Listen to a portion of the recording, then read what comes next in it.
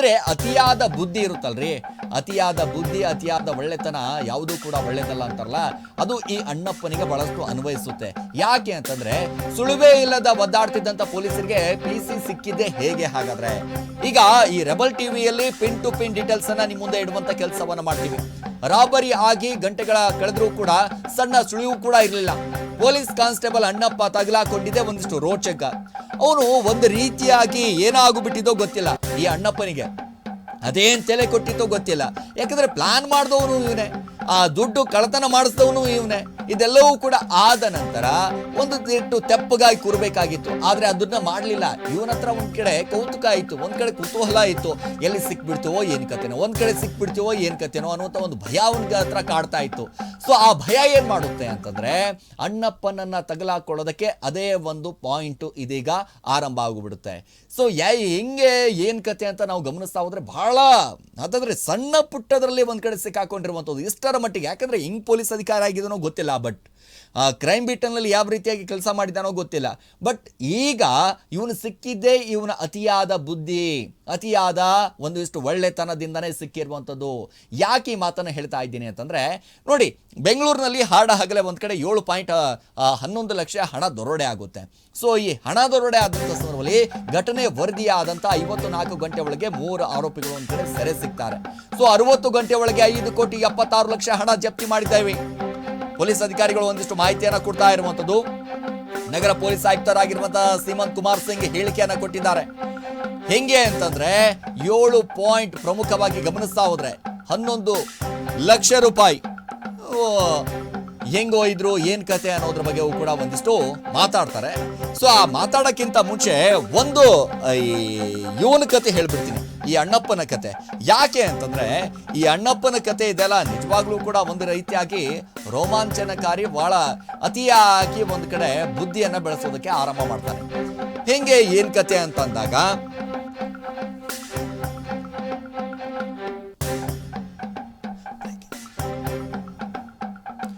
So ಹೆಂಗಾಗೋಗ್ಬಿಡುತ್ತೆ ಅಂತಂದ್ರೆ ಈ ಅಣ್ಣಪ್ಪ ಆಯ್ತಾನಲ್ಲ, ಸರಿ ಸುಮಾರು ಒಂದು ಕಡೆ ಈ ಗಾಡಿ ರಾಬರಿ ಆಗುತ್ತೆ, ಏನೋ ಕಾರ್ನಲ್ಲಿ ಬರ್ತಾರೆ, ಆರ್ಮಿ ಅಧಿಕಾರಿಗಳು ಅಂತ ಹೇಳ್ತಾರೆ, ಹೋಗ್ತಾರೆ, ಅದೆಲ್ಲವೂ ಕೂಡ ಒಂದು ಕಡೆ ಆಯಿತು.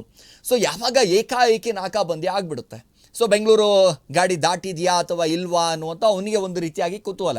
ಯಾಕಂದರೆ ಇಮಾ ಮತ್ತು ಝೇವಿಯರ್ ಒಂದು ರೀತಿಯಾಗಿ ಕೆಲಸ ಮಾಡ್ತಾ ಇರ್ತಾರಲ್ಲ, ಮಾನಿಟರ್ ಮಾಡ್ತಿರ್ತಾರೆ ಕೂತ್ಕೊಂಡು ಹೆಂಗೆ ಹೋಗ್ಬೇಕು ಏನು ಕತೆ ಅನ್ನೋದ್ರ ಬಗ್ಗೆ. ಸೊ ಆವಾಗ ಈ ಪೊಲೀಸ್ ಕಾನ್ಸ್ಟೇಬಲ್ ಅಣ್ಣಪ್ಪ ಏನು ಮಾಡಿಬಿಡ್ತಾನೆ, ಪ್ರಮುಖವಾಗಿ ನಾಕಾಬಂದಿ ಆಗಿರುವಂಥ ಒಂದಿಷ್ಟು ಸ್ಟೇಷನ್, ಪ್ರಮುಖವಾಗಿ ಗೋವಿಂದಪುರ ಸ್ಟೇಷನ್ಗೆ ಸಂಬಂಧಪಟ್ಟಿರುವಂಥ ಒಂದಿಷ್ಟು ಠಾಣೆಗಳಿಗೆ, ನಾಕಾಬಂದಿ ಆಗಿರುವಂಥ ಠಾಣೆಗಳಿಗೆ ಅಲ್ಲಿ ಹೋಗ್ತಾನೆ. ಈ ಕಾರ್ ಸಿಕ್ತಾ ಅಂತ ಕೇಳ್ತಾನೆ. ಈ ಕಾರ್ ಸಿಕ್ತಾ, ಯಾಕೆ ಏನಾಯಿತು ಅನ್ನುವಂಥ ಲೆಕ್ಕಾಚಾರದಲ್ಲಿ ಪ್ರಮುಖವಾಗಿ ಆ ನಂಬರ್ ನೋಡ್ಕೊಂಡ್ಬಿಟ್ಟು ಈ ಕಾರ್ ಸಿಕ್ತಾ ಅಣ್ಣ, ಈ ಕಾರ್ ಸಿಕ್ತಾ ಅಂತ ಕೇಳ್ತಾನೆ. ಯಾಲೆ ಈ ಕಾರ್ ಯಾಕೆ ಸಿಗಬೇಕು ಅನ್ನುವಂಥ ಲೆಕ್ಕಾಚಾರದಲ್ಲಿ ಪೊಲೀಸ್ ಅಧಿಕಾರಿಗಳು ಫಸ್ಟಿಗೆ ಇವನ ಮೇಲೆ ಡೌಟ್ ಬರೋದಿಲ್ಲ. ಯಾಕೆಂದರೆ ಹೆಂಗಿದ್ರು ಕೂಡ ಕ್ರೈಮ್ ಬೀಟಲ್ಲಿ ಕೆಲಸ ಮಾಡಿದವನು, ಒಂದು ರೀತಿಯಾಗಿ ಇವನ ಮೇಲೂ ಕೂಡ ಒಂದಿಷ್ಟು ಆರೋಪಗಳು ಬಂದಿತ್ತು. ಇದೇ ವಿಚಾರಕ್ಕೆ ಸಂಬಂಧಪಟ್ಟ ಹಾಗೆ ಒಂದಿಷ್ಟು ರೀತಿಯಾಗಿ ರಾಬರಿ ವಿಚಾರ ಆಗಿರ್ಬೋದು, ಒಂದಿಷ್ಟು ಕಳ್ಳತನ ವಿಚಾರ ಆಗಿರ್ಬೋದು, ಇಂಥ ಮ್ಯಾಟ್ರ್ಗಳಲ್ಲಿ ಸಾಕಷ್ಟು ತಲೆ ಹಾಕುವಂಥ ಕೆಲಸ ಮಾಡ್ತಾನೆ ಈ ಅಣ್ಣಪ್ಪ ಅನ್ನುವಂಥ ಕಾರಣದಿಂದಾಗೆ ಪೊಲೀಸ್ ಅಧಿಕಾರಿಗಳು ಅಷ್ಟರ ಮಟ್ಟಿಗೆ ಏನು ಯಾಕೆ ಅಂತಂದ್ರೆ ನೋಡೋದಿಲ್ಲ. ಅದಾದ ನಂತರವೂ ಕೂಡ ಒತ್ತಿ ಕೇಳ್ತಾ ಇದ್ನ. ಅದಾದ ನಂತರ ಇವನ್ನ ಮಾನಿಟರ್ ಮಾಡೋದಕ್ಕೆ ಆರಂಭ ಮಾಡ್ತಾರೆ. ಇವನ ಚಲನವಲನಗಳು ಕೂಡ ಗಮನಿಸ್ತಾ ಹೋದಾಗ ಒಂದಿಷ್ಟು ಯಾಕೋ ಡಿಫ್ರೆಂಟ್ ಆಗಿ ಅನ್ನಿಸ್ತಾ ಇದೆಯಲ್ಲ, ಅಥವಾ ಏನಾದರೂ ಇವನೇ 7 ಕೋಟಿ ಒಂದು ಕಡೆ ಕಳ್ಳತನ ಮಾಡಿಸ್ಬಿಟ್ಟಿದ್ದಾನ ಏನೋ ಅನ್ನುವಂಥದ್ದು ಪೊಲೀಸ್ ಅಧಿಕಾರಿಗಳಿಗೆ ಒಂದು ಕಡೆ ಒಂದು ರೀತಿಯಾಗಿ ಡೌಟ್ ಬರುತ್ತೆ. ಡೌಟ್ ಬಂದಂಥ ಸಂದರ್ಭದಲ್ಲಿ ಪೊಲೀಸ್ ಸ್ಟೇಷನ್ಗೆ ಫೋನ್ ಮಾಡ್ತಾರೆ, ಸಿದ್ದಾಪುರ ಪೊಲೀಸ್ ಸ್ಟೇಷನ್ಗೆ. ಮಾಡಿದಂಥ ಸಂದರ್ಭದಲ್ಲಿ ಈ ಅಣ್ಣಪ್ಪ ಇದ್ದಾನಲ್ಲ, ಈಗ ಡ್ಯೂಟಿ ಮೇಲೆ ಇದ್ದಾರಾ ಅಥವಾ ಕ್ರೈಮ್ ಬಿಟ್ಟಲ್ಲಿ ಇದ್ದಾರಾ ಅಂತ ಕೇಳ್ತಾರೆ. ನೋಡಿ, ಈಗ ಡ್ಯೂಟಿ ಮೇಲಲ್ಲೂ ಕೂಡ ಇಲ್ಲ, ಕ್ರೈಮ್ ಬಿಟ್ಟಲ್ಲೂ ಕೂಡ ಇಲ್ಲ ಅಂತ ಹೇಳ್ತಾರೆ. ಸೊ ಇಲ್ಲ ಅಂತಂದಾಗ ಮತ್ತೊಂದಿಷ್ಟು ಡೌಟ್ ಜಾಸ್ತಿ ಆಗಿಬಿಡುತ್ತೆ ಈ ಅಣ್ಣಪ್ಪನ ಮೇಲೆ. ಯಾಕೆ ಈ ಅಣ್ಣಪ್ಪ ಹಿಂಗೆ ಮಾಡ್ತಾ ಇದ್ದಾನೆ ಅಂತಂದಾಗ, ಹೆಂಗಾದರೂ ಮಾಡಿ ಇಷ್ಟೆಲ್ಲವೂ ಕೂಡ ಹೇಳ್ತಾ ಇದ್ದಾನೆ ಅಂತಂದಾಗ ಈ ಕಾರ್ ಬಗ್ಗೆ ಏನಾದರೂ ಇವನಿಗೆ ಮಾಹಿತಿ ಇದೆಯಾ ಅಂತ ಒಂದು ಕಡೆ ಲಾಕ್ ಮಾಡಿಬಿಡ್ತಾರೆ. ಲಾಕ್ ಮಾಡಿಬಿಟ್ಟು ವಿಚಾರಣೆಗೆ ತೆಗೆದುಕೊಂಡು ಹೋದಾಗ ಒಂದು ಸಾರಿ ಮಾಡ್ತಾರೆ, ಪೊಲೀಸ್ ವಿಚಾರಣೆ ಗೊತ್ತಲ್ಲ, ವಿಚಾರಣೆ ಮಾಡ್ತಾರೆ ಮೊದಲಿಗೆ ಏನೂ ಗೊತ್ತೇ ಇಲ್ಲ ಅನ್ನುವಂಥ ಲೆಕ್ಕಾಚಾರದಲ್ಲಿ ಹೇಳಿರ್ತಾನೆ. ಅದಾದ ನಂತರ ಸರಿಯಾಗಿ ಏರೋಪ್ಲೇನ್ ಹತ್ತಿಸಿದಾಗ ಹೌದು ನಾನೇ ಮಾಡಿಸಿದ್ದು ಅಂತ ಹೇಳ್ಬಿಡ್ತಾನೆ. ನೋಡಿ, ಈಗ ಅತಿಯಾಗಿ ಬುದ್ಧಿ ಉಪಯೋಗಿಸೋಕೆ ಹೋಗಿ ತಾನೇ ಒಂದಿಷ್ಟು ಮಾಹಿತಿ ಕೊಡುವಂಥ ಕೆಲಸನ ಇದೇ ಅಣ್ಣಪ್ಪ ಮಾಡಿರುವಂಥದ್ದು. ಅಣ್ಣಪ್ಪ ಹಿಂಗಾಗಿ ಲಾಕ್ ಆಗಿಬಿಡ್ತಾನೆ. ಸೊ ಇದೇ ವಿಚಾರಕ್ಕೆ ಸಂಬಂಧಪಟ್ಟ ಹಾಗೆ ಇವತ್ತು ಬೆಂಗಳೂರು ಪೊಲೀಸ್ ಆಯುಕ್ತರಾಗಿರುವಂಥ ಸೀಮಂತ್ ಕುಮಾರ್ ಸಿಂಗ್ ಅವರು ಸ್ಪಷ್ಟನೆ ಕೊಡುವಂಥ ಕೆಲಸವನ್ನು ಮಾಡಿದ್ದಾರೆ. ಹೇಗೆ ಆರಂಭ ಆಯಿತು, ಏನು ಕತೆ, ಈ ಕತೆ ಈ ರಾಬರಿ ಹೆಂಗೆ ನಡೆದಿದೆ ಅನ್ನೋದ್ರ ಬಗ್ಗೆ ಕೂಡ ಒಂದಿಷ್ಟು ಕಂಪ್ಲೀಟ್ ಡೀಟೇಲ್ಸನ್ನು ಕೊಟ್ಟಿದ್ದಾರೆ. ಒಂದು ಬನ್ನಿ ಅವ್ರ ಬೈಟ್ ನೋಡ್ಕೊಂಬರೋಣ. ನಮ್ಮ ಇಬ್ಬರು ಜಾಯಿಂಟ್ ಕಮಿಷನರ್ ಸಿಸಿಬಿ ಮತ್ತೆ ಜಾಯಿಂಟ್ ಕಮಿಷನರ್ ವೆಸ್ಟ್ ಅವ್ರ ಸೂಪರ್ವಿಷನ್ ಅಲ್ಲಿ, ಡಿಸಿಪಿ ಸೌತ್ ಮತ್ತೆ ಸಿಸಿಬಿ ಡಿಸಿಪಿ ಟೋಟಲ್ ಎಲ್ಲ ಸೇರಿ 11 ಟೀಮ್, ಟೋಟಲ್ ನಾವು 11 ಟೀಮ್ ನಲ್ಲಿ BI ಇನ್ಸ್ಪೆಕ್ಟರ್ಸ್ ಮತ್ತೆ ACPs ಎಲ್ಲ ಸೇರಿ ಒಟ್ಟು ಅಂದಾಜು 200 ಆಫೀಸರ್ಸ್ ದಿವಸದಿಂದ ಕಂಟಿನ್ಯೂಸ್ ಆಗಿ ಅವರು ತುಂಬಾ ಒಳ್ಳೆ ಕೆಲಸ ಮಾಡಿದ್ದಾರೆ. ಇದರಲ್ಲಿ ಕರ್ನಾಟಕದಲ್ಲಿ ಮಾತ್ರ ಅಲ್ಲ, ಕೇರಳ ರಾಜ್ಯದಲ್ಲಿ, ತಮಿಳುನಾಡು, ಆಂಧ್ರ ಪ್ರದೇಶ್, ತೆಲಂಗಾಣ ಮತ್ತು ಗೋವಾ ಅಲ್ಲಿ ಟೀಮ್ಸ್ ಹೋಗಿದೆ. ಈಗಲೂ ಕೂಡ ಈಗ ನಾವು ಏನು ಮಾತಾಡ್ತಾ ಇದ್ದೀವಿ, ಈಗಲೂ ಕೆಲವು ಟೀಮ್ಸ್ ಬೇರೆ ಬೇರೆ ಕಡೆ ಇದ್ದಾರೆ.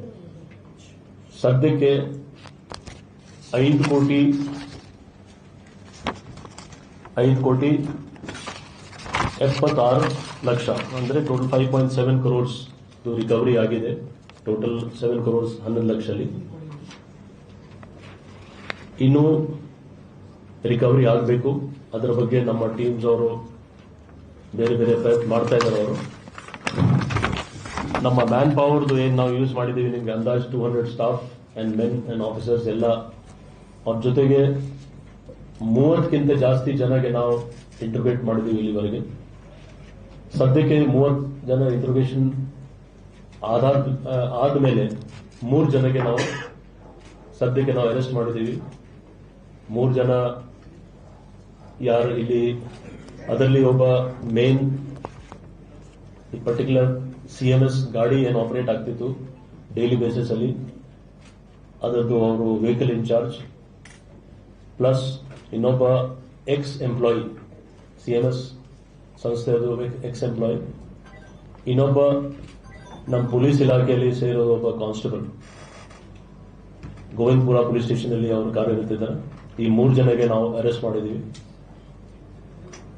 ಇವರೆಲ್ಲ 3 ಜನದು ಇವತ್ತು ಲೀಗಲ್ ಫಾರ್ಮಾಲಿಟೀಸ್ ಮಾಡಿ ಅವ್ರಿಗೆ ಪೊಲೀಸ್ ಕಸ್ಟಡಿಯಲ್ಲಿ ತಗೊಳ್ತಾರೆ ನಮ್ಮ ಟೀಮ್ ಅವರು. ಇಲ್ಲಿ ವಿಶೇಷವಾಗಿ ಗಮನಕ್ಕೆ ಬಂದ್ರೆ 3 ಜನ ಏನೋ ಅಕ್ಯೂಸ್ಡ್ ಇದ್ದಾರೆ, ಅವರು ತುಂಬಾ ಒಳ್ಳೆ ರೀತಿಯ ಚಾಣಕ್ಯದಿಂದ ಯಾವುದು ಕ್ಲೂಸ್ ಇಲ್ಲ ಅಂದ್ರೆ ಅವರು ತಮ್ಮ ಕೆಲಸ ಮಾಡ್ತಾ ಇದ್ರು. ಆದ್ರೂ ನಮ್ಮ ಅವರು CCTV ಆಧಾರದ ಮೇಲೆ, ಟೆಕ್ನಿಕಲ್ ಆಧಾರದ ಮೇಲೆ, ಲೋಕಲ್ ಇಂಟೆಲಿಜೆನ್ಸ್ ಆಧಾರದ ಮೇಲೆ, ಮತ್ತೆ ಬೇರೆ ಬೇರೆ ಮೂವ್ಮೆಂಟ್ಸ್ ಆಧಾರದ ಮೇಲೆ ಡೇ 1 ಇಂದ ಕೆಲವು ಕ್ಲೂಸ್ ನಮಗೆ ಸಿಕ್ಕಿದ್ದು. ಆಧಾರದ ಮೇಲೆ ನಾವು ವರ್ಕೌಟ್ ಮಾಡಿ ಇದು ಒಂದು ಪ್ರಕರಣ ನಾವು ಡಿಟೆಕ್ಟ್ ಮಾಡಿದ್ದೀವಿ. ಮಾತ್ರ 50 ತಾಸಲ್ಲಿ 5.76 crores ರಿಕವರಿ ಆಗಿದೆ. ಇನ್ನು ಅಮೌಂಟ್ ಬಗ್ಗೆ ಕೆಲವು ನಮಗೆ ನಿರ್ದಿಷ್ಟ ಮಾಹಿತಿ ಬರ್ತಾ ಇದೆ. ಈ ಟೋಟಲ್ ಆಪರೇಷನ್ ಅಲ್ಲಿ ಇಲ್ಲಿವರೆಗೆ 6 ರಿಂದ 8 ಜನ ಶಾಮೀಲ್ ಆಗಿರಬಹುದು. ಆ ಪೈಕಿ 3 ಜನಕ್ಕೆ ನಾವು ಅರೆಸ್ಟ್ ಮಾಡಿದ್ದೀವಿ. ಯಾಕೆಂದ್ರೆ ಇನ್ವೆಸ್ಟಿಗೇಷನ್ ಇನ್ನು ನಡೀತಾ ಇದೆ, ಇನ್ನೂ ಕೆಲವು ಜನ ಇರಬಹುದು ಅಂತ ನಮಗೆ ಶಂಕೆ ಇದೆ. ಸೊ ಈ ಎಕ್ಸಾಕ್ಟ್ ಎಷ್ಟು ಜನ ಇದ್ದಾರೆ ಅಥವಾ ಈಗ ಸದ್ಯಕ್ಕೆ ಹೇಳಲಿಕ್ಕೆ ಆಗ್ತಾ ಇಲ್ಲ. ಬಟ್ ಯಾರ್ಯಾರು ಸಿಗಬೇಕು ಮತ್ತೆ ಅವ್ರ ಕಡೆಯಿಂದ ಏನು ಅಮೌಂಟ್ಸ್ ಕೂಡ ಸಿಗಬೇಕು ಅದ್ರ ಬಗ್ಗೆ ನಾವು ನಮ್ದು ಪ್ರಯತ್ನ ಜಾರಿ ಇದೆ. ಇದರಲ್ಲಿ ಒಂದು ಇನೋವಾ ಗಾಡಿ ಚಿತ್ತೂರು ಔಟ್ಸ್ಕಟ್ಸ್ ಅಲ್ಲಿ ಸಿಕ್ಕಿತ್ತು. ಇದೇ ಇನೋವಾ ಗಾಡಿದು ಒಂದು ಫೋಟೋ ಮತ್ತೆ CCTV ಫುಟೇಜ್ ಫ್ಲಾಶ್ ಆಗಿತ್ತು. ಆದ್ರೆ ಇದರದ್ದು ನಂಬರ್ ಪ್ಲೇಟ್ ಫಾಲ್ಸ್ ಇತ್ತು.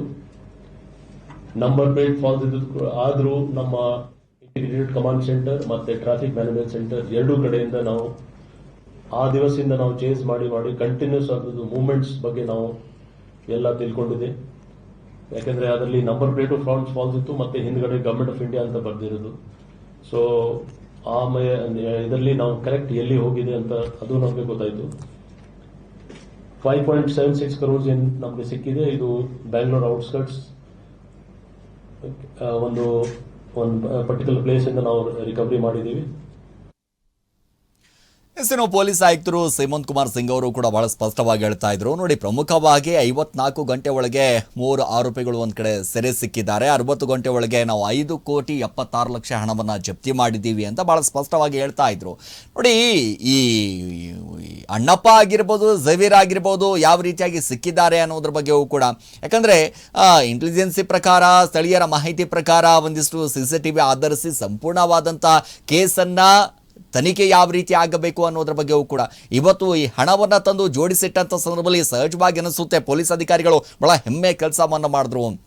ಯಾಕೆಂದ್ರೆ ಕರ್ನಾಟಕ ಪೊಲೀಸ್ ಅಧಿಕಾರಿಗಳು ಇಂಥ ವಿಚಾರದಲ್ಲಿ ಎತ್ತಿದ ಕೈ ಕಣ್ರಿ. ಸೊ ಎತ್ತಿದ ಕೈ, ಎಷ್ಟೇ ಹಣ ಒಂದಿಷ್ಟು ರಾಬರಿ ಆದರೂ ಕೂಡ ಅದನ್ನ ಈಗ ಬಡ್ದು ಬಾಯಿ ಹಾಕೋವರೆಗೂ ಕೂಡ ಬಿಡೋದಿಲ್ಲ, ಸುಮ್ಮನೆ ಬಿಡೋದಿಲ್ಲ. ಈಗ CC ಕ್ಯಾಮ್ರಾ ಇಲ್ಲದೇ ಇರುವ ಕಡೆ ಸಂಚು ರೂಪಿಸಿ ಒಂದ್ ಕಡೆ ದರೋಡೆಯನ್ನ ಮಾಡಿ